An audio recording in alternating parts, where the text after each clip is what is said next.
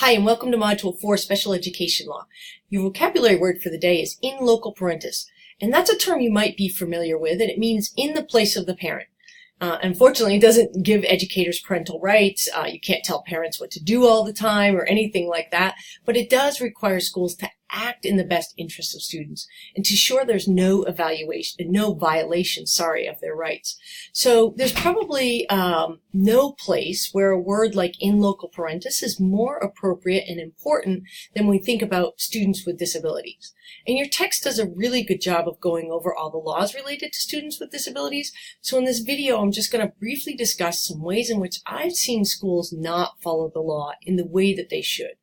And as you become an administrator, this is a great opportunity for you to check what you're doing, to think about all the things that are being done to ensure students' rights, and to make sure that students are getting the services they're entitled to. Okay, so the first thing I frequently hear or see school leaders say is that I don't know the law and I don't know the accommodations that the students are entitled to or that are even available, what my school provides, because the special education coordinator does that. But if you're going to be a school leader, I really encourage you to do better than that. Remember, every child is your responsibility, and sometimes you're going to find yourself in a meeting with a parent or a special ed advocate, and they're going to expect you to know the law and what kinds of services might be best for the student. They should be able to expect you to know the student's records and what related services they might be entitled to. So don't just pass this off as the responsibility of somebody else, because it's clearly your responsibility. Also, I see schools using lack of resources to put off parents. When they say, for example, well, a student doesn't really need that service, or they delay the testing, or they play the paper shuffle game, right? They're doing things like that. But by saying we don't have enough resources to provide this service, or we're just understaffed, we can't do that evaluation, right now, remember, your text says this is no excuse. Lack of resources will not be accepted by the courts. So you still have to follow the law and find the resources. Some other examples I've seen are, like, many times a parent asks to have their child evaluated for special education services, and we might say to the parent, well, you have to wait 6 months or maybe even a year, and then we say, well, if you want it done earlier, you can go have it done privately and pay for yourself, but if you do it with us, you're going to have to wait. That's completely against the law. Now, schools might be taking a little loophole in that the parent is supposed to put the request in writing.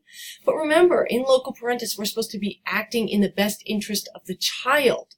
If the parent feels a student should be tested, then as the principal, tell them to put the request in writing. And once that request is in writing, the law says you have 60 days to have the evaluation completed, not 60 days to get it started. Right? So I've seen schools where they delay because they know year-round services are appropriate, but they don't want to have to pay, right? We have year-round services, so there's no lapse in the summer, but they don't have to pay a staff for the summer, right? Or I've seen school districts say, you know what, we just don't have the budget, so we're not doing summer school anymore, even when it's written into the IEP. Or they refuse to write it in the IEP. They tell them, don't write those into IEPs, because even when the child is fully entitled to it, because they don't want to have to pay for it. Another way schools get around it is they say, we're going to run a few weeks in the summer for a few hours a day for your child, and that will count as year-round school. If these were challenged in court, the court would say that doesn't count. So just a few examples. See what's happening in your school. Right? Don't say it's too expensive. Don't say we don't have the person power. Don't say we don't have the resources, right? It's not allowable by the law.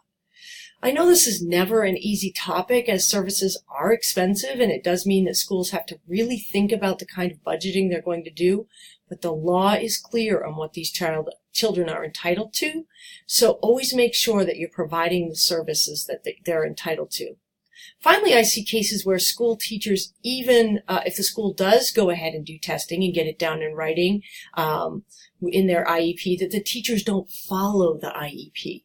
And it even maybe we see it more when there's a 504 plan, right? If there's a teacher who still feels like they shouldn't have to follow that, they don't have to do this, they shouldn't have to follow the IEP or the 504, these are just recommendations, that this is optional, they're not.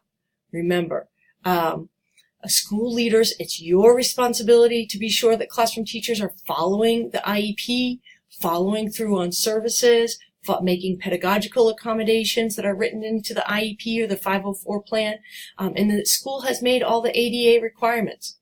All necessary accommodations have to be followed through, and it's your job as the principal to assure this happens, not the special education coordinator. So I guess that goes back to the vocabulary word of the day, in loco parentis, act in the best interest of the child, and of course, follow the law.